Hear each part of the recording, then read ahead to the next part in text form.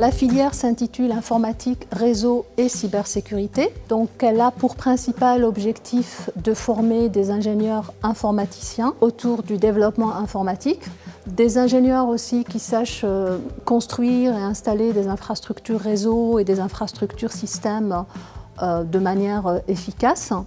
Et donc le troisième gros volet de la formation concerne justement la cybersécurité. J'ai choisi cette filière parce que j'avais une certaine affinité pour l'informatique, plus précisément par rapport à l'électronique.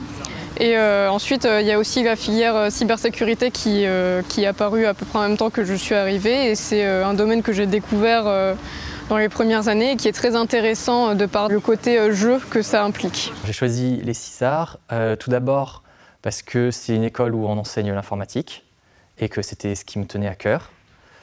Ensuite, parce qu'elle proposait une prépa intégrée où le mot d'ordre était plus l'entraide que la compétition et où à la fin du cycle, j'étais sûr d'avoir l'école qui m'intéressait. Et enfin, parce que les CISAR s'inscrivent dans le réseau des INP, un réseau reconnu mondialement de professionnels déjà en place dans l'industrie qui peuvent nous aider à nous insérer et à trouver du travail très rapidement à la fin de notre diplôme.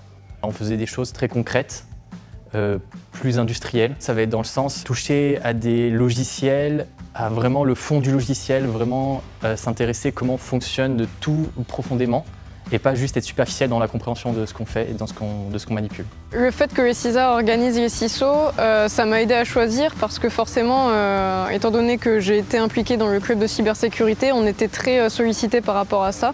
Donc j'ai été membre du staff bénévole au CISO. On était directement dedans et on voyait directement ce qui était fait, ce que les gens étaient capables de faire, genre des challenges bien plus importants que ce que j'avais pu connaître et c'est très enrichissant, ça donne envie.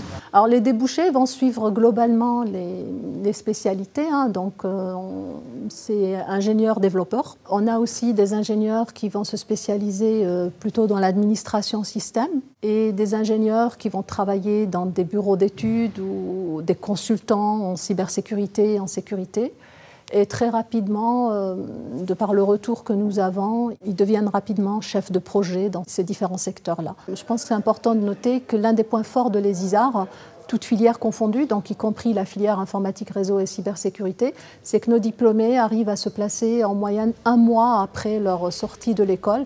Souvent, ils ont déjà leur premier contrat pendant le stage de PFE, que ce soit avec l'entreprise où ils font le PFE ou une autre entreprise, mais globalement, ils n'ont aucune difficulté à trouver un premier emploi.